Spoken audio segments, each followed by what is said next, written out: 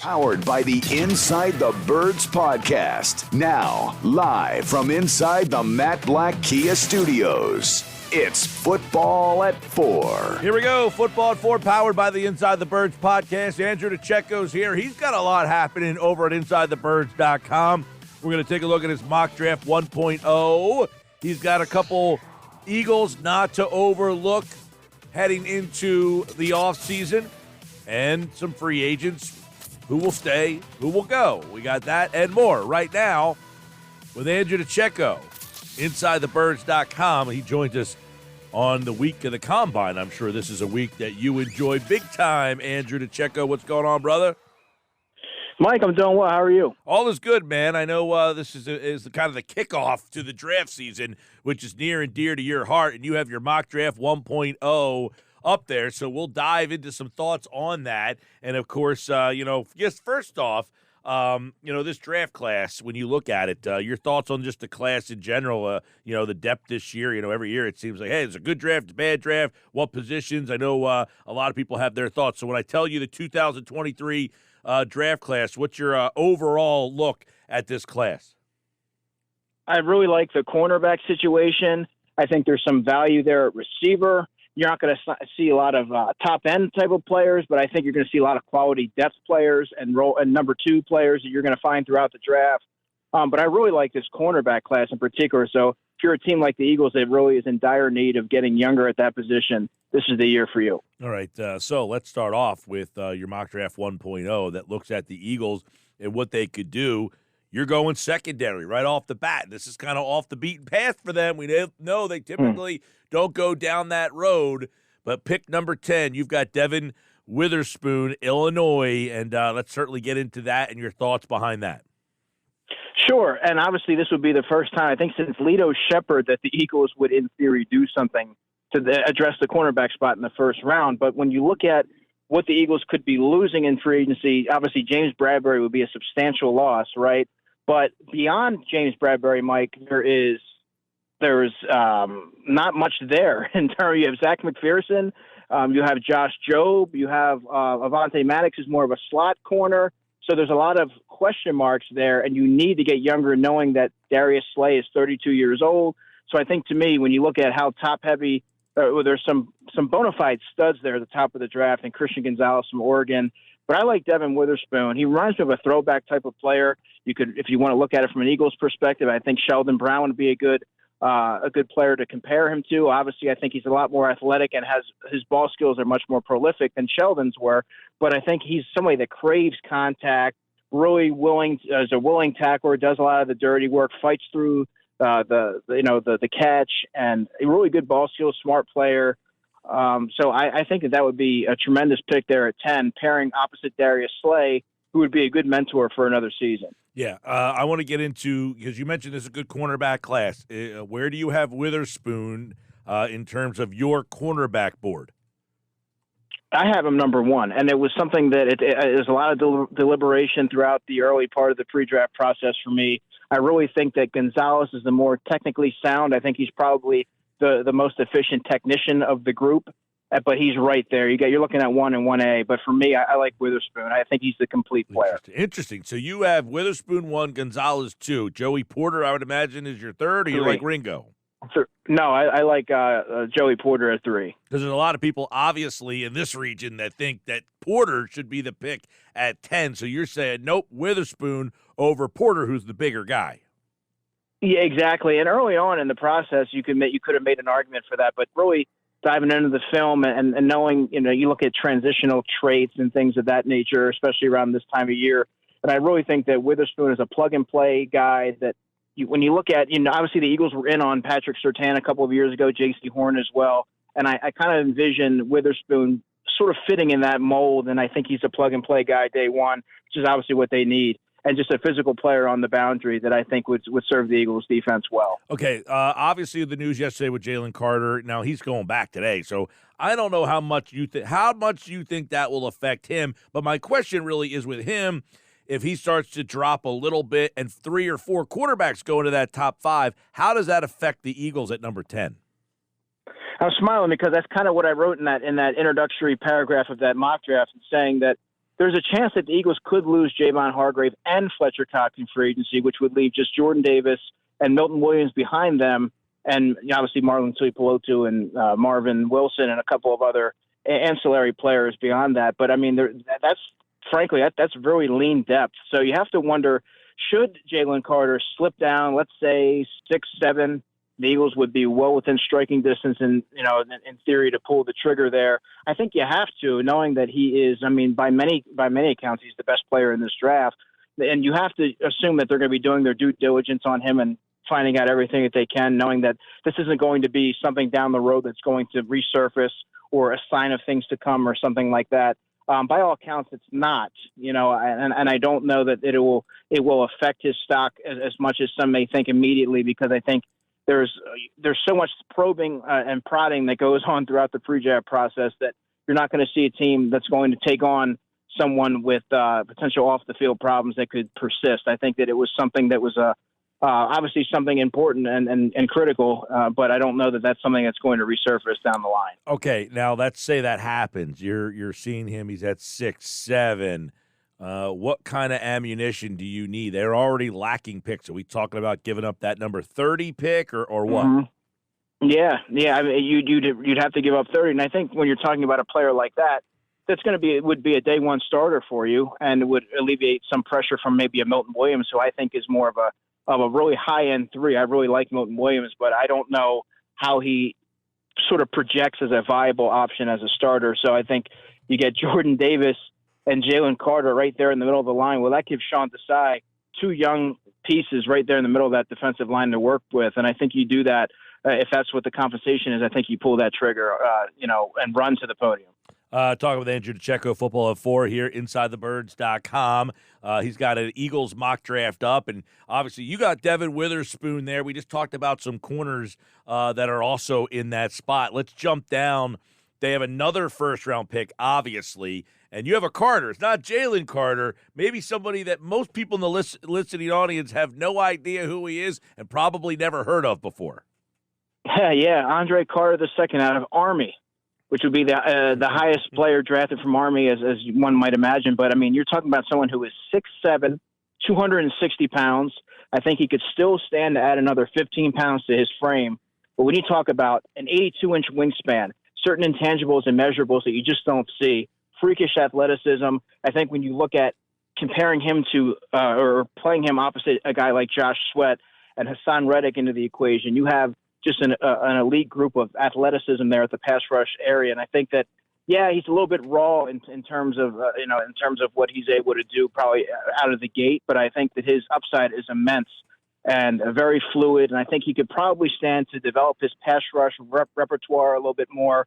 But, I mean, just, oozing with athleticism. So I think you get him in there around Tracy Rocker and that coaching staff, and they're going to mold him into and have him reach his full potential. I really like his upside, and I think he's going to be one of the bigger winners to emerge from Indy this week. That would be a very interesting to see him there. Now he would be, I don't know, would you kind of say he's more of a 4-3 D end? Yeah, probably, but I think he could. I think if needed, he could. He could play in a multitude of defensive alignments, because I think that his skill set right now at 260, he's lean. You see him out there, he sort of stands apart from everyone, being 6'7", 260. But I think he could add weight, or he could stay where he is and stand up. So I mean, there's a lot of things that he could do. It would just more so depend on how Sean Desai would envision him there in theory. But I really, really do like his upside. He's a tremendous athlete. Yeah, he was a guy at the Senior Bowl. That spot, you got Miles Murphy, Ty Wilson, Lucas Van Ness from Iowa. Nolan Smith probably from Georgia, I thought, I initially gave that some thought, Mike, but when you look at it, he's 235 pounds. I really don't know how he would project in there. I think he's smaller. I don't know if he is a viable option to be a full-time pass rusher, at least right out of the gate, which is what the Eagles would need to kind of throw in there. So I don't know that would be the best use of resources there at pick number 30. Okay, let me go back to the conversation we were having earlier about Jalen Carter. Will Anderson, if 3 or 4 quarterbacks go 1, 2, 3, in the top 5, and Will Anderson's at 6'7", is he a guy you have to think about making a move up for? Absolutely. When you look at blue chip players like that, the Eagles don't necessarily have a lot of young building blocks on that defense. They need to start rebuilding that. Obviously, Josh Sweat's one, but he's 26 years old. There's not a lot. There's no youth there at corner. You don't know what's going to happen with C.J. Gardner-Johnson. He's 25. He would be a building block in theory, but there's just not a lot there. Jordan Davis is probably the one that you could pinpoint him being younger. But I think that you need to start adding some centerpieces there, some cornerstone prospects, and he would certainly be one of them. And knowing how much the Eagles value the defensive line, I think that would be a no-brainer if they're in that position. Andrew DiCecco, Football 4. We're looking at his mock draft for the Eagles 1.0. You can find it at InsideTheBirds.com. All right, in the second round, I know these might be not names that some people aren't all that familiar with, but your thought is running back, and this will bring up another conversation I want to have with you. They have 62 in the second round. You're saying running back there, which, they took Miles Sanders in the second round, so this wouldn't be all that far-fetched to take a second-round pick. But if Bijan Robinson is in the mix somewhere in that first round, you have 2 picks. Would you be a proponent of making a move to get him? Certainly, but it depends on where on the board he falls. If he's somehow around at the latter stage of the first round, you wouldn't take him at 10, right? No, I would not. Not knowing all the other holes that you have. You have to restock the cupboard on defense first. Fair, okay. So now you've drafted 10, and he's past you. Where would he have to be around for you to use 30 and try to move your way up to get him? I would imagine if he's 30, you're taking him? Oh, yeah, you're running to the podium for that because he is an immense talent, and pairing him with Jalen Hurts, I mean, that would just be just one prolific tandem right there. But that would be a no-brainer. But I think that he would have to fall, 24, 25 when you're within striking distance reasonably to be able to make a push for that. But when you have it's so hard to do, Mike, when you have so many holes on defense, and you're probably in all likelihood losing a lot of players. More so than you're going to be able to keep in-house. So I think that you need to start addressing those areas first before you can sort of, get greedy and add to the offense. All right, give me a running back that in the second round, if they're there, guys that you would see the Eagles saying you'd be comfortable with them taking in round 2. Zach Charbonnet from UCLA. To me, that's the quintessential player for the Eagles right now in terms of complementing Kenny Gainwell. 6'1", 220, tremendous contact balance. I think he's got 3-down ability. Really surprised as a pass catcher, caught 37 passes last season.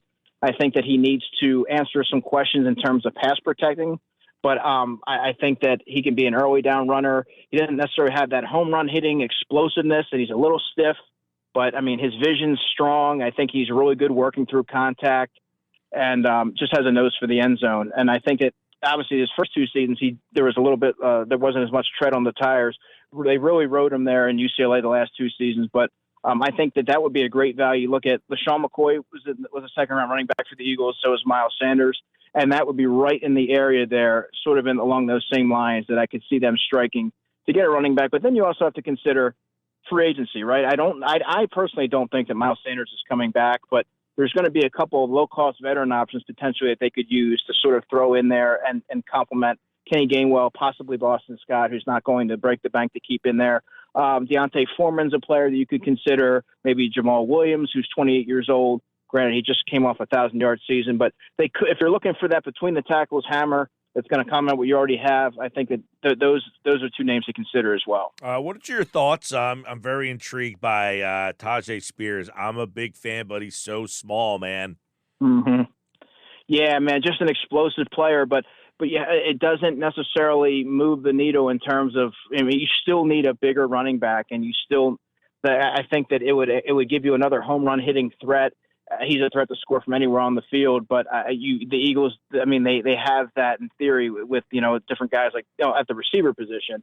I just think that they need to address the bigger bodied running back between the tackles before they get creative and go for some of those complementary pieces that can really be a home run hitting threat. I think that they're not in the position right now where they can afford to sort of dole out draft picks and go for luxury, if that makes sense. Well, and listen, if they're going into the deeper rounds and saying, hey, we're just going to go get a running back a little bit later on, I don't know, man. Obviously, everybody's going to go down the DiCecco thing now. Well, you got a guy in the 7th round, and if there's a guy like that out there, there's 2 guys that I think would be intriguing in like round 6, somewhere around there. And I'm talking about, Cameron Peoples from Appalachian State. I mean, he's a big dude, and nobody knows about him, I would imagine.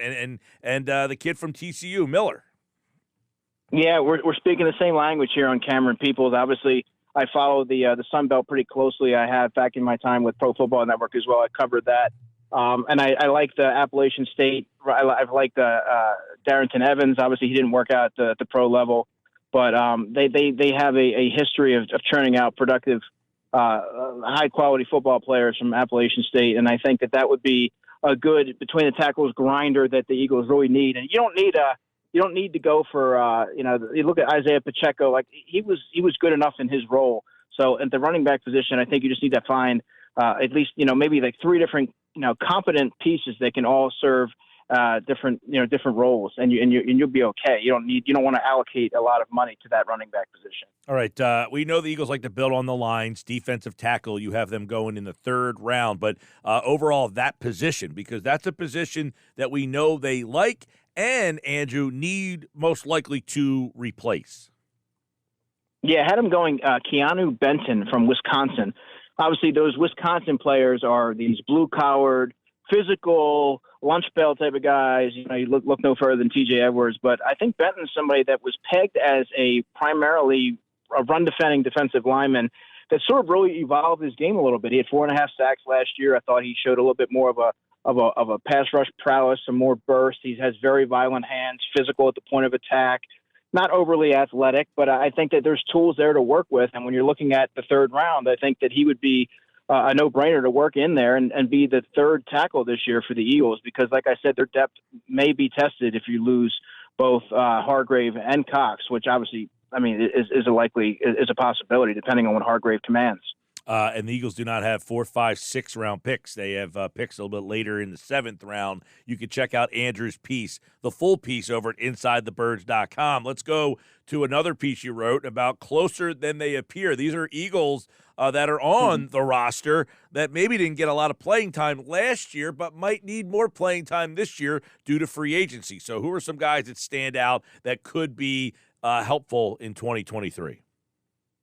We talked about running back. How about Trey Sermon? Trey Sermon was a player that when they acquired him, Mike, it had 2023 written all over him. Like, I didn't envision him being a prominent offensive piece coming in late as he did. And I thought that he really needed a year in the system to be able to grasp what the Eagles are doing. And I also think he needed a year to really process. He was a third-round pick.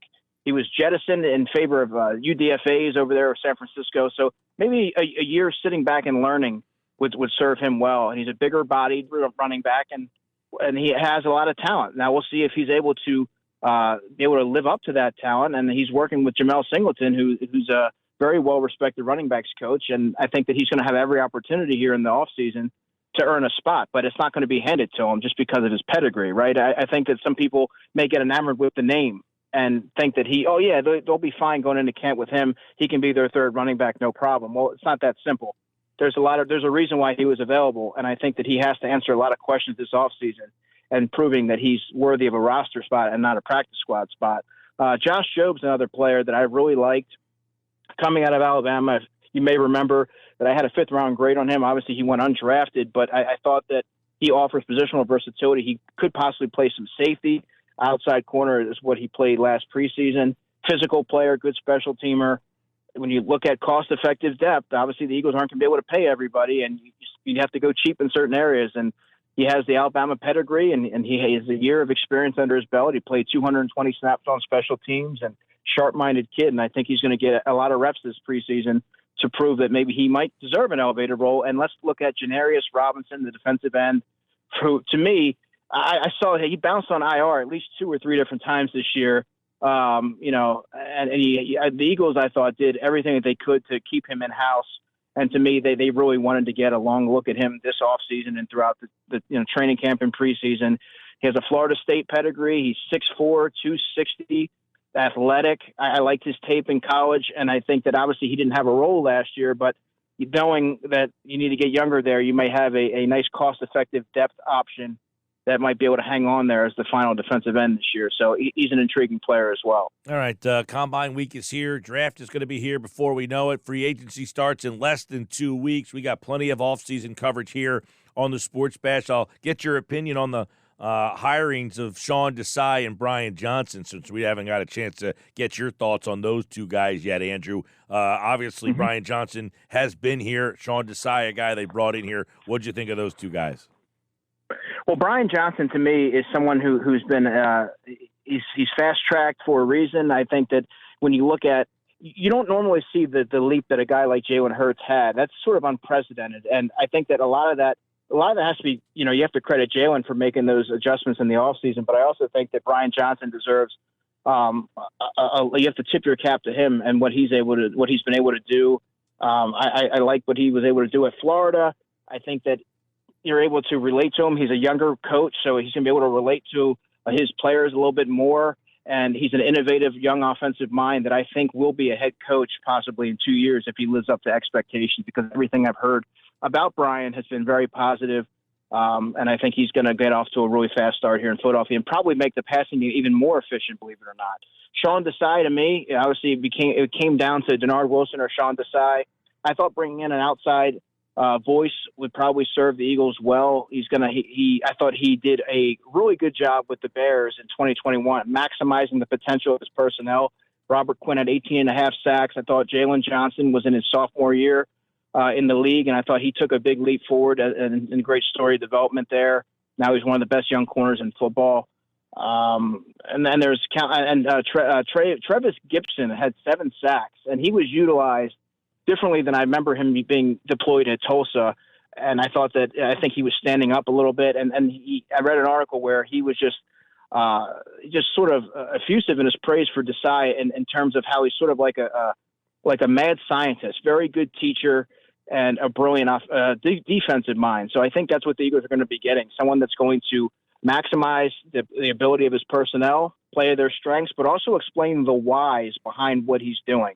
So you're going to see a little bit more you're going to see some of what Jonathan Gannon did, because that's what Nick Sirianni believes in, eliminating the explosive plays and the turnover differential. But I think Desai is going to put a nice little spin to it and see what he's able to do here, because he's going to have to restock the cupboard in the offseason. Well, I was going to say, if you did not like John Gannon, you are most likely not going to be a big fan of Sean Desai, at least on the surface. He blitzes less than John Gannon does, at least in Chicago. Right, and I think that you're going to see somewhat of some of the Jonathan Gannon principles, because that's what Nick Sirianni really believes in. But I also think you're going to see him Desai have his own fingerprints on there. And who knows? He may see this as a team that he could, and you may have to blitz a little bit more, knowing that knowing what you have there in the secondary, you could have some young pieces back there that may not be equipped, and you're not going to have a veteran-laden secondary. So you might see some different wrinkles there from Sean Desai. Andrew DiCecco back next week here for Football at 4. And, of course, you can hear him right here on the Sports Bash Live on 97.3 ESPN, and read him over at InsideTheBirds.com. Andrew, appreciate it, pal. You got it, man. Talk next week. Yeah, man. He'll be back. And, of course, we'll talk more draft with Andrew. He is excellent when it comes to the draft. And, of course, all the Eagles offseason news at InsideTheBirds.com.